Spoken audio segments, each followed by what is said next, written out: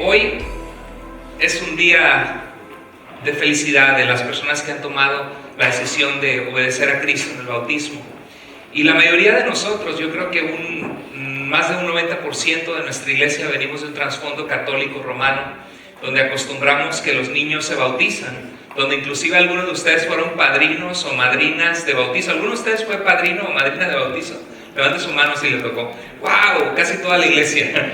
Bueno, entonces venimos de esa tradición de bautizar a los bebés, y cuando llegamos a Jesucristo y encontramos que Cristo murió por nuestros pecados para darnos vida eterna, que no es una religión, sino Él quiere que tengamos una relación con Él, y que Él vino a salvarnos de nuestros pecados, a cambiar nuestro corazón.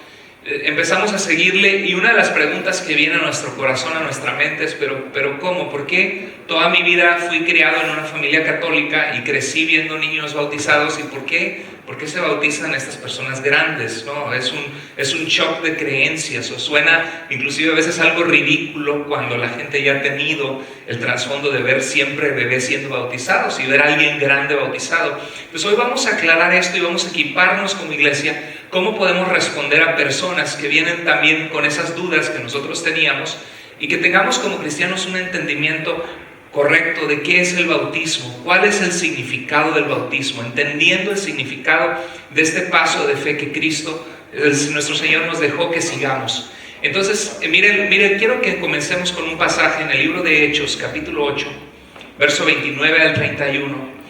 Y dice así la palabra de Dios. Dice la Biblia: había un hombre que se llamaba Felipe. Déjeme le platico. En Hechos capítulo 6, los apóstoles estaban atendiendo a las viudas de la iglesia. La iglesia era pequeña aún, estaba empezando a crecer, aunque 3,000 personas habían venido a Cristo en Hechos 2. 3,000 personas con la predicación del apóstol Pedro, celebrando la fiesta del Pentecostés, la fiesta de los 50 días después de la Pascua, la fiesta de la cosecha judía. Habían venido muchos al templo, y el Espíritu Santo llenó a los apóstoles y empezaron a proclamar las maravillas de Dios en idiomas de estos judíos que venían de otras naciones. Y Pedro se paró, tomó la escritura que estaba en su corazón, en su mente, quizá alguna porción de la escritura, y empezó a compartirles cómo Jesús era el Mesías. Muchos se convirtieron, y la iglesia de Cristo, que somos las personas, se empezaron a organizar en torno a orar unos por otros, a perseverar en la palabra de Dios. Y en Hechos capítulo 6, las viudas, la iglesia atendía a mujeres solas, que sus hijos no vivían, que estaban desamparadas, que su único sustento, que era su esposo, había muerto. Era parte del amor cristiano. Y las viudas que eran gentiles, griegas, se quejaron porque estaban siendo desatendidos algunas de esas viudas. Y Pablo dijo, no es correcto, los apóstoles dijeron, no es correcto que nosotros desatendamos la atención de predicar el evangelio para atender las mesas, de servir comida a las viudas. Y es un principio para la iglesia. Sabes, a veces nosotros venimos de iglesias pequeñas, donde la iglesia tenía 30 personas o 60, y el pastor nos visitaba en nuestra casa. ¿Alguno de ustedes creció con un pastor que lo visitaba seguido, que se tomaba el cafecito, el pan? ¿Mis suegros? ¿Alguien más? Y cuando venimos a otra iglesia, una iglesia que tiene más de 100, 200 personas, extrañamos muchas veces eso. Y pensamos en nuestra mente, nos hacemos una idea que la labor del pastor es visitar a las personas, estar con ellos. Y claro que el Señor le dice a Pedro, apacienta mis ovejas, cuida mis ovejas. 1 Pedro 5 dice que como pastores del rebaño tenemos que cuidarlo, no teniendo señorío de la grey, sino siendo siervos de Dios. Pero parte de la mejor manera que un pastor puede alimentar a su iglesia es lo que dice Efesios 4, es equipar a los cristianos, o sea, equiparte a ti, a nosotros. Yo antes de que fuera pastor, mi pastor, ¿no? Él me equipó, equiparnos a nosotros para servir a Dios, para descubrir el gozo que es servir, equipar a los santos para la obra del ministerio. Esa es la labor principal que Dios le ha dado al pastor. Entonces mucha gente dice, no, pues mi pastor no me visita, no le importo. Pero es que es imposible una vez que una iglesia llega a 200 que eso suceda. Y sucede el principio de Jetro en el libro de Éxodo capítulo 18, donde llegó Jetro y le dijo a Moisés, su suegro, le dijo, te vas a matar atendiendo a la gente desde la noche hasta la mañana, y ellos van a desfallecer porque tú no puedes llenar las necesidades de todos. Busca hombres llenos de Dios, que desprecien la avaricia, que sean buenos jueces, enséñales las leyes de Dios y que ellos juzguen al pueblo. Y ese es el mismo principio que Jesús hizo, nuestro Señor. El Señor Jesús tomó a 12 personas ordinarias, lo mismo que el Señor puede hacer con nosotros cuando estamos dispuestos. Y a esas 12 personas, que algunos de ellos eran pescadores, otro era recolector de impuestos, no de todos los apóstoles sabemos a qué se dedicaban, pero Cristo los tomó de sus trabajos ordinarios y vertió su vida en ellos y los equipó y los envió. Y ese es el llamado de Dios, de ser enviados. Jesús dijo: vayan y hagan discípulos de todas las naciones. Y los envió a ser discípulos, y luego dijo en Mateo 28, bautizándolos. Una vez que creen en Jesús, hay que identificarse con Cristo en el bautismo, y dice: enseñarles que guarden lo que les he mandado. Uno de esos, volviendo a Hechos 6, los apóstoles dijeron: no es justo que nosotros descuidemos enfocarnos en el ministerio para visitar a las personas, atender a las viudas, darles de comer a las viudas, porque hay prioridades en el orden de Dios. Y entonces dijo: busquen entre ustedes mismos personas dispuestas con un corazón para Dios. Y una de esas personas dispuestas fue el personaje de este capítulo 8 de Hechos, que fue Felipe. Y Felipe, dice la Biblia, que pues era un hombre lleno del Espíritu de Dios. ¿Qué significa eso? Una persona que amaba a Dios de tal forma que caminaba con Dios, que lo obedecía a Dios, que tenía comunión con Dios, lo mismo que puede suceder en tu vida y en mi vida, a través de la oración, a través de la lectura de la Biblia, que se dejaba guiar su vida en obediencia a Dios. Y un día estaba Felipe, yo no sé qué estaba haciendo, quizá en medio de su trabajo, y él servía a Dios, además tenía algo que se ganaba la vida, quizá así como Pablo, y dice la Biblia que el Espíritu de Dios le dijo a Felipe: hay un carro ahí, acércate, un carruaje, probablemente con un caballo, acércate a ese carro. Qué importante es que nosotros tengamos un corazón sensible para las necesidades del mundo alrededor nuestro. Porque así como Felipe, Dios quiere usar tu vida y mi vida para personas que no conocen de Jesús. Y muchas veces Dios, si caminamos con Él, si antes de salir de tu casa le dices: Señor, pon en mi vida en este día hoy una persona que no conoce de ti, una persona que te está buscando, Señor. Dios, si uno es sensible, vas a encontrar oportunidades en el gimnasio al ir a ejercitarte, vas a encontrar oportunidades en tu trabajo, vas a encontrar oportunidades en Winco, en Walmart, en las tiendas cuando vas al supermercado. Eso pasó con mis suegros, mi mamá les compartió de Cristo en el supermercado. Y me encontraron una esposa después de muchos años a través de su obediencia a Dios. Entonces, acércate y júntate. Y quiero que te preguntes: ¿te ha hablado Dios últimamente? Que te acerques y te juntes a alguien.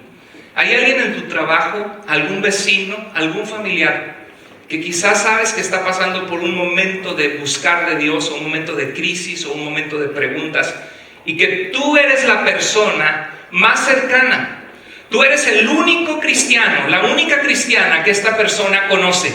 Si tú no le hablas y esa persona muere, dice en Ezequiel: a la sangre de ellos demandaré de tu mano, porque te puse allí, te mandé y te envié, y no les dijiste mi palabra. ¿Hay alguna persona que Dios ha puesto en tu vida que tú eres el único cristiano o cristiana que conoces? Bueno, Felipe obedeció a Dios, se acercó. Y fíjate qué casualidad, son diosalidades, son momentos donde Dios nos pone con una necesidad. Dios conoce las necesidades de cada uno de nosotros. Dios conoce nuestro corazón. Dios sabe que muchas veces es en las crisis de la vida donde estamos más abiertos a escuchar de Dios. Porque cuando estamos bien, tendemos a ser ingratos y tendemos a no valorar a Dios y no desear buscarlo. Y quizá Dios te ha puesto una persona en tu vida que tú puedes ser ese medio. Y dice la Biblia que él estaba leyendo el profeta Isaías. ¿De dónde sacó esa porción del libro de Isaías? No lo sabemos. Era un hombre de Etiopía. Era un hombre que era eunuco, que estaba castrado, no tenía esposa, no tenía hijos. Quizá había una necesidad en su corazón de compañía. Y él servía a la reina de Etiopía. Era un dignatario. Pero sabes que no hay persona tan rica o con posición tan alta que no necesite de Jesucristo. Tú sabes que uno escucha a veces testimonios de exartistas, claro, a veces algunos son de corta duración, pero algunos de ellos han permanecido en Cristo. Y escuché el otro día el testimonio de Teo, lo puse en Facebook, ¿se acuerdan? El comediante mexicano, el de la cola de caballo, y hablaba de cómo hay una carta en Lucas, que el autor de Lucas escribe a una persona que se llama Teófilo, y le dice: Teófilo, en la primera carta te escribí de las cosas que fueron ciertísimas entre nosotros. Te escribo estas cosas, oh excelentísimo Teófilo, de las cosas que han sido ciertísimas entre nosotros. Y dice que él agarró una Biblia de los Gediones, que es una organización que pone Biblias en los hoteles, y estaba con una crisis en su vida, una necesidad de Dios, y abrió la Biblia, y donde cayó, puso sus ojos y dijo: te escribo a ti, oh Teófilo. Y cuando él cuenta eso, se le llenan los ojos de lágrimas, y habla de cómo cómo necesitaba de Jesús, era lo que más necesitaba. Y es un recordatorio para nosotros que tu jefe en tu trabajo necesita de Jesús. Que la gente rica, que la gente exitosa, entre comillas, que los dueños de negocios, muchas veces pensamos que el evangelio es solo para los pobres. El evangelio es para los pobres y para los ricos. Es para los presidentes y es para los siervos, es para todo el mundo. Lo que Dios quiere es personas dispuestas que no tengan temor de hablar de Él. Y se acercó Felipe y vio que leí Isaías. Isaías, un profeta en el Antiguo Testamento, y es un profeta precioso que habla del Mesías, de nuestro Salvador que va a venir. 700 años antes de que Jesucristo naciera en esta tierra, Isaías fue el que dijo que una virgen daría a luz un hijo, y su nombre sería llamado Dios con nosotros. Y ese bebé sería Dios fuerte, Padre eterno, príncipe de paz. Isaías fue el que dijo en Isaías 53 de que ese siervo vendría a dar su vida por nosotros, que sería maltratado y desfigurado por amor a nosotros. Quizá el etíope leía alguna de esas porciones de la Biblia y estaba intrigado, ya quizá andaba buscando, y dice: ¿cómo podré si alguno no me enseña? Y le dijo a Felipe: a ver, sube, anda, explícame, tú que eres judío, explícame. Y se subió con él, y dice la Biblia más adelante que Felipe, abriendo su boca, que es lo que algunos de ustedes necesitan hacer. Algunos de ustedes necesitan dejar de abrirla, eso es otra, ¿verdad? Pero no sé, porque depende de lo que salga de la boca. Pero él necesitaba comenzar a abrir su boca, a hablar de Jesús. Y dice que abriendo su boca comenzó desde esta escritura. ¿Qué significa? Que tenía la escritura de Dios en su corazón. ¿Tienes tú guardada la escritura en tu corazón? ¿Tienes versículos que puedes compartir con gente que necesita de Jesús? Y si no, ¿qué estás esperando? Nuestros hijos en nuestra iglesia acaban de memorizar un verso de la Biblia por mes, 12 versos por año. A los que se memorizaron los 12 le dimos unas gift cards de McDonald's para que vayan y se compren su Happy Meal. Es un motivador a nuestros hijos. Pero ¿sabes qué? Cuando estaba mi esposa repasando los versículos con nuestra hija Andrea, de tanto que los repasaba, se le quedan a uno como adulto. Es una oportunidad excelente para que nosotros memorizamos la Escritura. Dios quiere que tú guardes los dichos de Dios en tu corazón, porque Dios va a poner personas en tu vida que necesitan oír de Jesús, que necesitan una palabra de aliento. Y no basta con darle una palmadita en la mano y decirle: no, compadre, todo va a estar bien. O compadre, usted busque a Dios. Qué bueno que le dices eso, pero no te quedes ahí. O no, amiga, tú busca a Dios. O no, manita, tú ven a la iglesia. Es lindo que hagas eso. Pero mi reto como pastor a tu vida hoy es que hagas lo que hacía el salmista: en mi corazón he guardado tus dichos para no pecar contra ti. Dice Colosenses que la palabra de Cristo more, habite en abundancia en ustedes, para que sepan cómo exhortarse y animarse unos a otros. Entonces Felipe hizo eso, abriendo la boca, comenzó desde la Escritura y les anunció las buenas noticias, el Evangelio de Jesús, que somos pecadores, que por nuestro pecado todos estamos separados de Dios, que cualquier ser humano que muere sin Cristo está separado de Dios y va a ir a una eternidad sin Dios en un lugar que se llama el infierno, que el Señor Jesús dice la gehenna o el Valle de Hinnom se llamaba porque era un basurero afuera de Jerusalén donde se quemaba la basura, y era una muestra escatológica de los tiempos finales o apocalíptica de los tiempos de persecución de la iglesia, mostrándole a las personas el terrible resultado de estar sin Dios, de ser desperdiciado, así como la basura se quema, y de estar en un lugar alejado del máximo bien que es la presencia de Dios, un lugar de desesperación, un lugar de angustia, un lugar donde Dios no está, el dador de la felicidad y la alegría. Y la Biblia dice que todos un día vamos a morir, y dice que Dios ha determinado para ti y para mí que muramos una sola vez, Hebreos 9:27, y después de esto el juicio ante Dios de nuestra vida. Sin Cristo, cada uno de nosotros merecemos estar en ese infierno. ¿Por qué? Porque le hemos dado la espalda a Dios, porque la consecuencia de nuestro pecado es la muerte espiritual, porque sin Cristo el mundo se está perdiendo, y por eso Dios nos ha puesto como iglesia para proclamar esas buenas noticias. Y Felipe, como uno de esos hombres de Dios, estuvo dispuesto y fue y abrió la boca, y yendo por el camino llegaron a cierta agua. O sea, el etíope creyó en su corazón que Cristo había sido el Salvador, del cual Isaías prometía que vendría a morir por nuestros pecados. Como decía la Biblia, ciertamente llevó Él, Jesús, nuestras enfermedades, sufrió nuestros dolores, mas Él herido fue y abatido. Y dice la Biblia que el peso de nuestro pecado prácticamente fue sobre Él, pero que aunque fue cortado de la tierra de los vivientes, resucitó. Eso decía Isaías 53. Y verá linaje, dice que estará satisfecho al ver el fruto de la aflicción de su alma, que somos nosotros los que hemos venido a Jesús 2000 años después. En la historia de la iglesia, toda la iglesia, el Señor ve tu cara, tu rostro, tú que fuiste creado por Dios, y Dios dice: ese es mi hijo, mi hija, fueron salvos por mi sangre, y me place y me llena de alegría haber sufrido esa vergüenza y esa muerte porque los amo.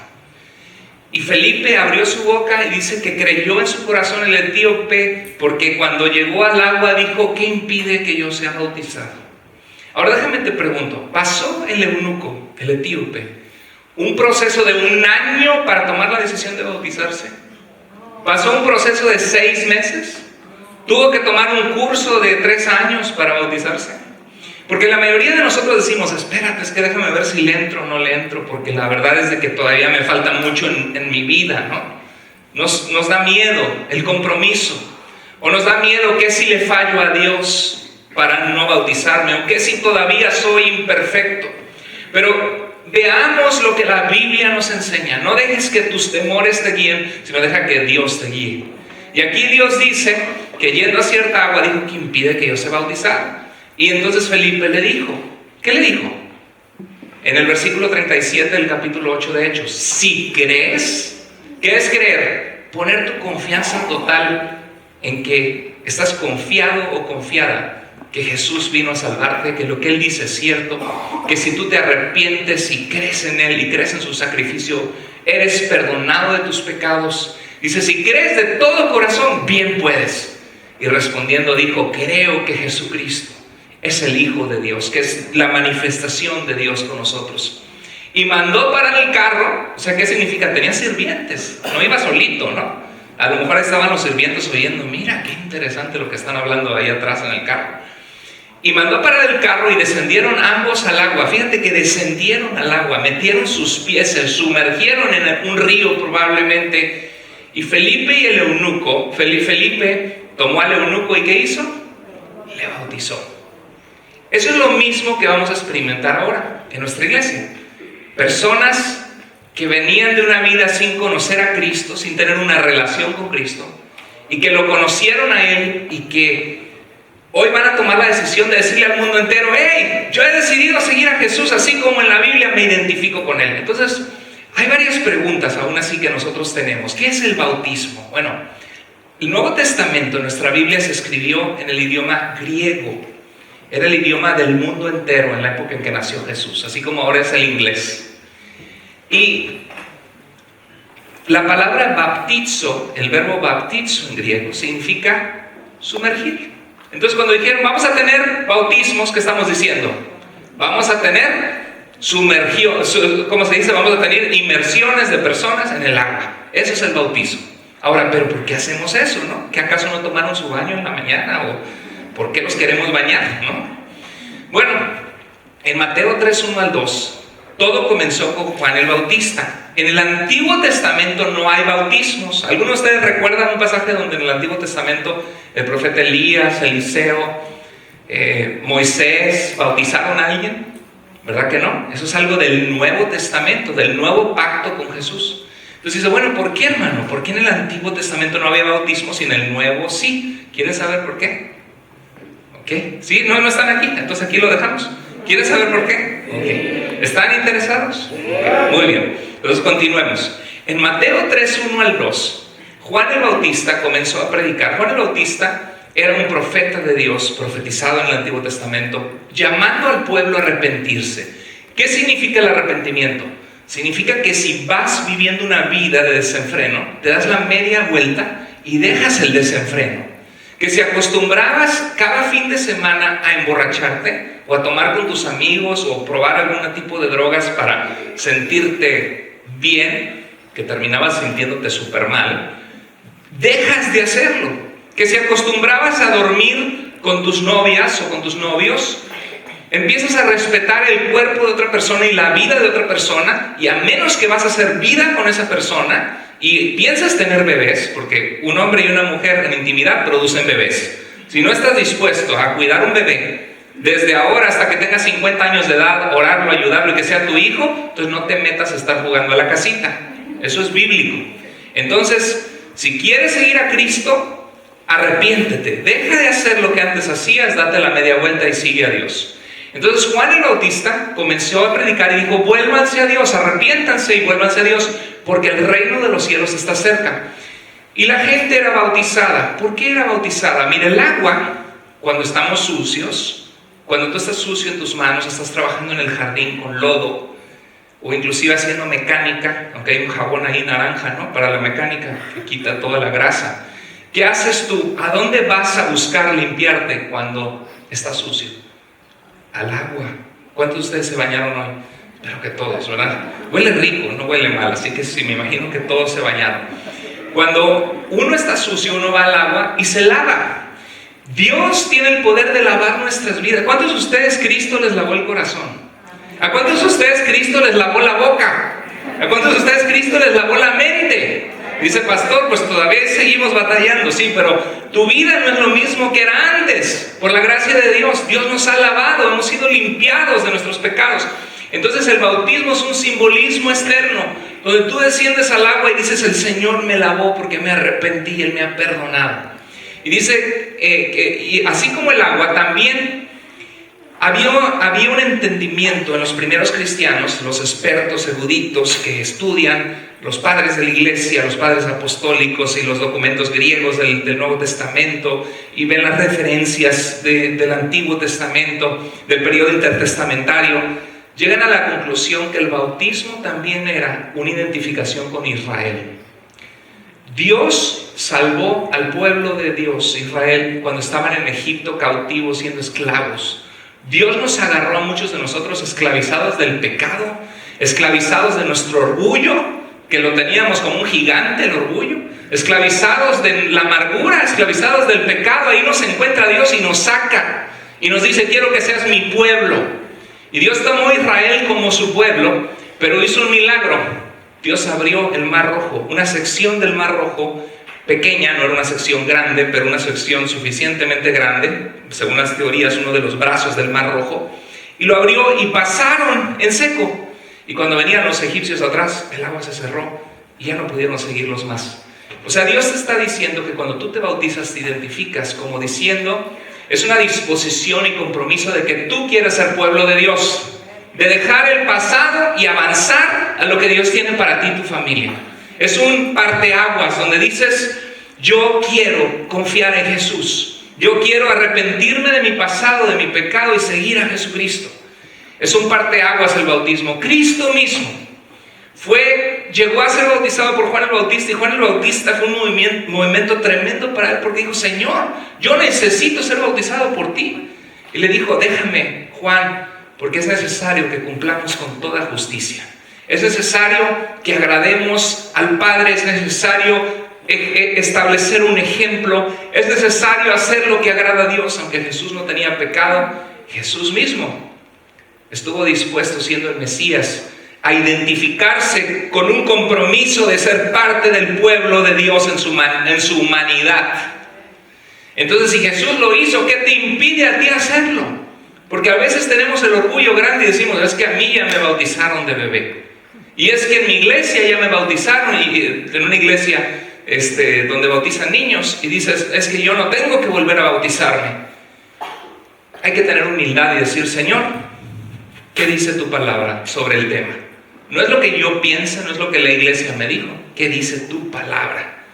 Entonces, ¿por qué debemos hacerlo? Pues sencillamente porque Jesús nos dejó hacerlo y nos mostró el ejemplo. En Mateo 28 dijo: vayan y hagan ¿qué? Discípulos de todas las naciones. Una vez que son seguidores de Jesús, discípulos de Jesús, que permanecen en su palabra, en su amor, que empiezan a dar fruto o muestren su vida que son seguidores de Jesús, dice enseñándoles, dice bautizándolos, o sea, bautízalos, sumérgelos en el agua, en ese simbolismo de dar fe pública que han decidido seguir a Jesús, y enséñanles a obedecer todo lo que yo les he mandado. ¿Se fijan? Iglesia, presta atención a esto. Hay un orden aquí.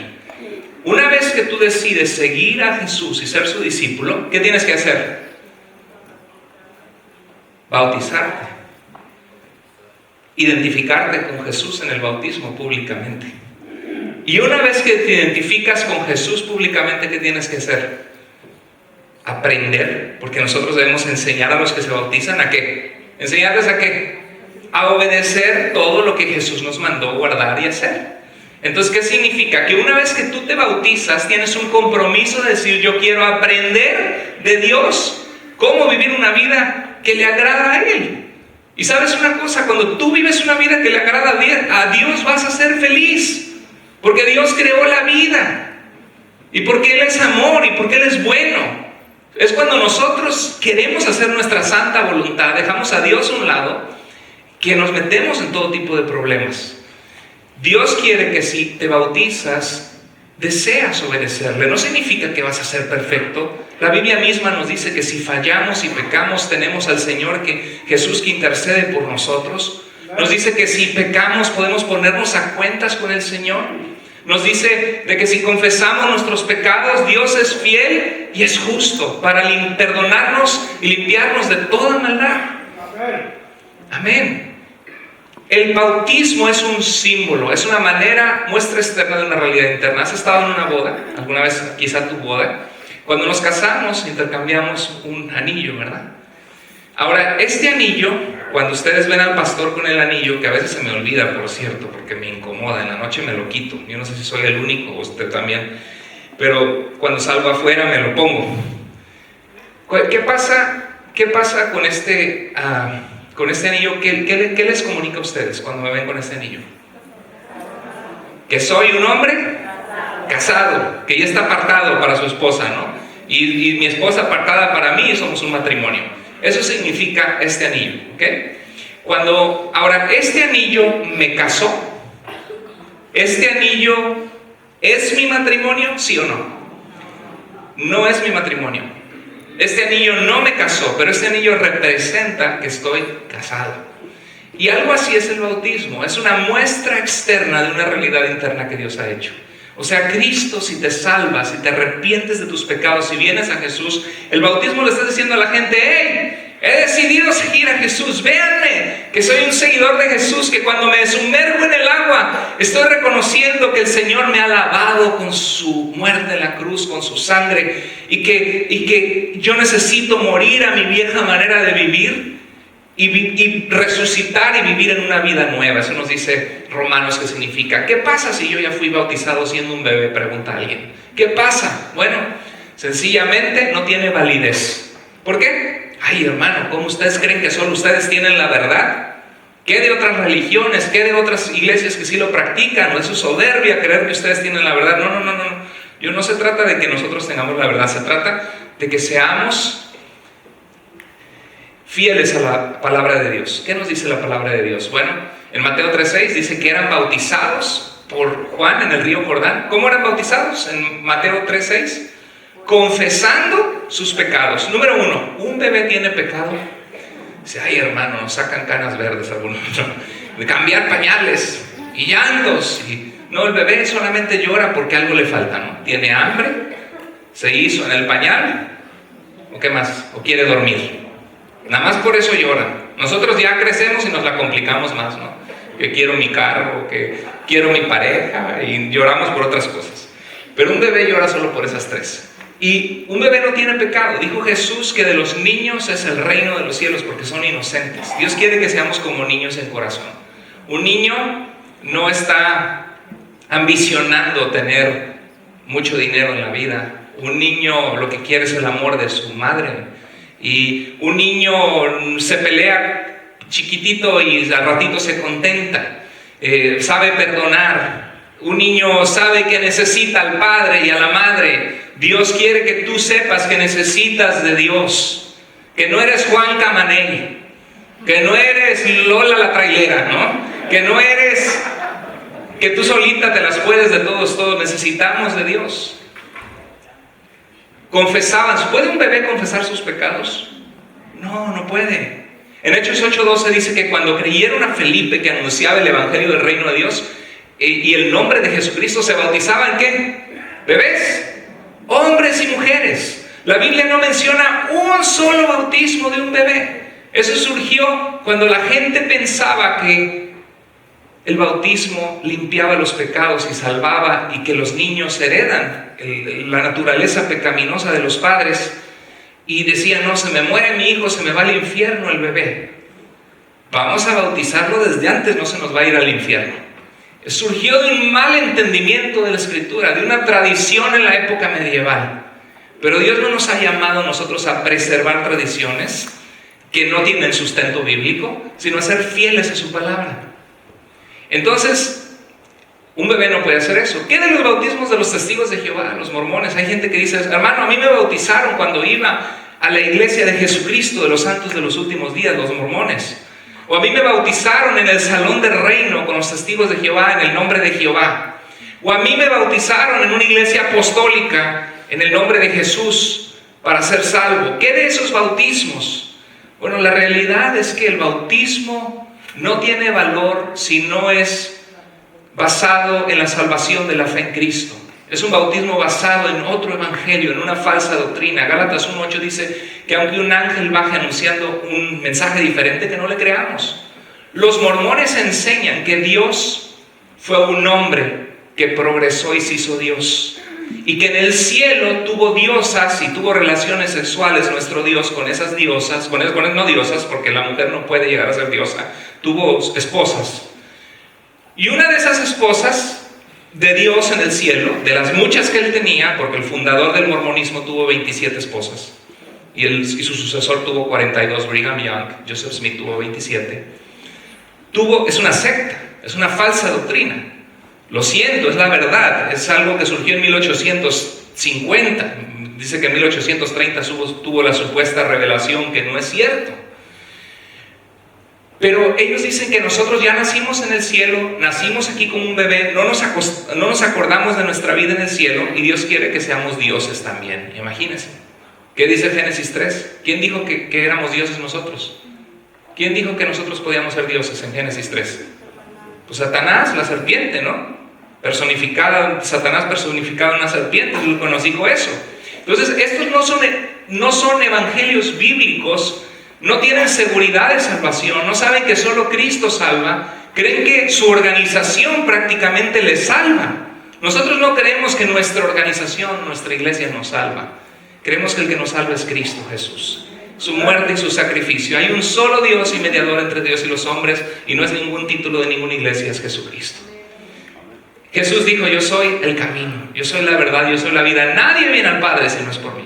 Miren, quiero decirles que el bautismo, esto significa, dice la Biblia, porque somos sepultados juntamente con Cristo para muerte. ¿Qué significa eso? Que Cristo murió por nosotros, y si venimos a bautizarnos es porque queremos morir al viejo yo. ¿No hay partes de tu vida que te chocan? que a lo mejor en el pasado hiciste cosas que no te gustaban o que tendías a fallar con algo. Bueno, Dios quiere que enterremos ese viejo yo. No es fácil, pero es dejar que Cristo vive en nosotros. Y dice la Biblia que por el bautismo simboliza que estamos muertos con Cristo, porque Él llevó nuestro pecado, para ya no vivir para mis deseos egoístas, para pisotear a mi esposa, para irme de parranda con mis amigos, para jugar con las mujeres, para ser una persona cizañosa, envidiosa, amargada. No, somos sepultados con Cristo para muerte por el bautismo, a fin de que como Cristo resucitó y salió de la tumba vacía, nosotros también, así no andemos en ¿qué? Andemos en vida nueva. Ese es el simbolismo del bautismo. El bautismo nos salva porque Dios nunca pone su énfasis en los rituales. Hay tres pasajes en la Biblia. Uno de ellos es Lucas 23, donde Jesús está en la cruz y hay un criminal a un lado insultando a Jesús. Vamos, eres el Hijo de Dios, sálvate a ti mismo y a nosotros. Es más, uno de ellos empezó a hacer eso, pero vio de alguna manera el poder de Jesús y uno de ellos se arrepintió y dijo, Señor, reconoció que era Señor Jesús, que Él era el Mesías, y dijo, acuérdate de mí, por favor. O sea, cuando la gente muere le salen lágrimas de cocodrilo. Si tú tuvieras un accidente y estás consciente que estás a punto de expirar tu último aliento, ¿estarías pensando en tu familia? ¿Estarías pensando en que sepan que los amas? O si alguien te pusiera una pistola en la cabeza y te dijeran, tienes un minuto, vas a morir, la mayoría estaríamos, no, por favor, y estaríamos llorando, muchos de nosotros, ¿no? Y este ladrón sabe que va a morir, sabe que va a expirar, pero en su último aliento se aferra a que él sabe que hay un Dios y que este hombre que está al lado había oído que había sanado a paralíticos que no podían caminar, que ha hecho maravillas que nadie ha hecho, y se aferra y lo ve a él y le dice, Señor, le reconoce como Señor, tú eres el Señor. Le dice, acuérdate de mí cuando vengas en tu reino, reconociendo que Él era el Rey, aunque estaba en una cruz en la misma condición. Y Jesús, con compasión y amor, lo voltea a ver y le dice, de cierto, ciertamente, con toda certeza te digo, que hoy mismo estarás conmigo en el paraíso. Hoy. Antes de morir, aunque quizá había matado personas, aunque quizá había cometido los peores delitos, se acordó del Señor. Y esa es la gracia que no merecemos, el favor inmerecido de Dios. Y Jesús le dijo, hoy estarás conmigo en el paraíso. ¿Se bautizó? No. Hoy día están las iglesias apostólicas. Tienen 15 millones de miembros en 100 países. Están las iglesias de Christ Church, o Iglesia de Cristo. Es una denominación que tiene más de 2 millones, más de 40,000 iglesias. Y todas esas iglesias creen que el bautismo te salva. Si tú le preguntas a cada uno de esos pastores, ¿qué pasa si alguien se arrepiente y le dice, Señor, perdóname, ven a mi corazón, cámbiame, Señor, creo que tú eres el Señor? Como dice Romanos 10, 9 al 10, si confieso con mi boca y creo en mi corazón que tú eres el Señor y que tú resucitaste, tu palabra dice que seré salvo y que todo el que clame al Señor no será avergonzado. Señor, sálvame, por favor. Si tú clamas eso, ¿qué crees que pasa? La Biblia dice que somos salvos por medio de la fe, no es por obras para que nadie se jacte. Y dice la Biblia que el Evangelio es poder de Dios para salvación a todo aquel que se bautiza, a todo aquel que cree. Entonces estas iglesias dicen, ¿qué pasa si una persona hizo eso? Y los bautismos son el domingo en su iglesia, pero el día siguiente sale y lo atropella un carro y se muere. Menean la cabeza y dicen, se va al infierno porque no se bautizó. Nosotros creemos en un Dios personal que ve nuestro corazón, que la fe no se basa en rituales, sino se basa en una relación con el Señor. Y hay pasajes en la Biblia, hay 8 versículos en la Biblia que parecen que el bautismo salvara, porque para la iglesia primitiva era un solo evento. Creías y te bautizabas hoy, no mañana, no en 6 meses, no en 3 meses, no en un año, hoy. Nosotros como cristianos a veces, y que nuestra iglesia, queremos que la gente sea discipulada. Que si vives con alguien que no es tu marido o no es tu esposa, muestres el arrepentimiento y digas, me voy a casar y vamos a hacer las cosas bien. Queremos poner esa condición para que la gente tome un compromiso. Pero si estás casado, si estás dispuesto a tomar el discipulado de ser entrenado en la palabra, de orar, de leer la palabra, de crecer como un hijo de Dios, mi pregunta es, ¿qué te impide? El eunuco dijo en el pasaje, aquí hay agua, ¿qué impide? Yo quiero lanzar una invitación. Si tú ya conoces a Jesús como tu suficiente Salvador, si hubo un día que tú te arrepentiste y le dijiste, Señor, te necesito, y si has estado prolongando el bautismo por alguna razón, hoy te puedes bautizar. Ahorita vamos a orar y vamos a tener los bautismos en 7 minutos más, 5 minutos más. Si tú quieres tomar esa decisión, hay batas donde cambiarse. Aquí está el de mujeres, aquí está el de hombres. Y si quieres bautizarte hoy, mi pregunta es, ¿qué te lo impide? Si estás casado o soltero, pero no estás viviendo con alguien, y estás dispuesto de corazón a seguir a Jesucristo, a tomar el discipulado, de ser humilde y enseñarte en la palabra de Dios, 2 lecciones del discipulado que te van a ayudar, pero tú quieres hoy hacer ese pacto con Dios y lo has pospuesto. Hay 5 personas hoy que se van a bautizar, pero quizá hay 6, quizá hay una más, quizá hay 2 o 3 en la audiencia. Si Dios habló a tu corazón y estás en serio con el Señor y quieres seguirle, ¿qué te impide? Si tú ya conoces a Jesús y Dios te habló a tu corazón y necesitas enmendar cosas con el Señor y andar en vida nueva, ponte a cuentas con Dios. Vamos a inclinar el rostro. Si Dios habló a tu corazón que necesitas compartir de Jesús y hacer discípulos, ¿qué esperas? Viviendo una vida cristiana donde solo vienes a veces, cuando Dios quiere que seas parte de su obra, cuando Dios quiere que lo ames, que lo conozcas, que tu relación con Él sea tal cual, que compartes a otros que lo necesitan alrededor tuyo. Si Dios habló a tu corazón en algún área, si Dios te dijo, hijo, hija, necesito que camines en vida nueva conmigo y que muestres al mundo que eres mi hijo, mi hija. O si Dios te habló y te dice, necesito que abras tu boca como Felipe, a quien me busca y no me conoce aún. O si Dios te habló y te dice, necesito que la palabra de Cristo more en abundancia en tu corazón para que pueda usarte, hijo mío, hija mía. Si Dios habló a tu corazón, dile, Señor, escuché tu voz, aquí estoy. Quiero hacer algo al respecto, Señor. Levanta tu mano si Dios habló a tu corazón. Dile, Señor, aquí estoy. Dios te bendiga, Dios te bendiga. Gloria a Dios. Si hay alguien que aún no conoce a Jesús como su Salvador, así como el etíope, y andas buscando y tienes toda clase de preguntas, se vale tener preguntas. Se vale decir, y yo como sé que existe Dios, y yo como sé que esa Biblia es real, y yo como sé que Jesús es verdad. Se vale tener preguntas, pero no te quedes con las preguntas. Sal de la duda.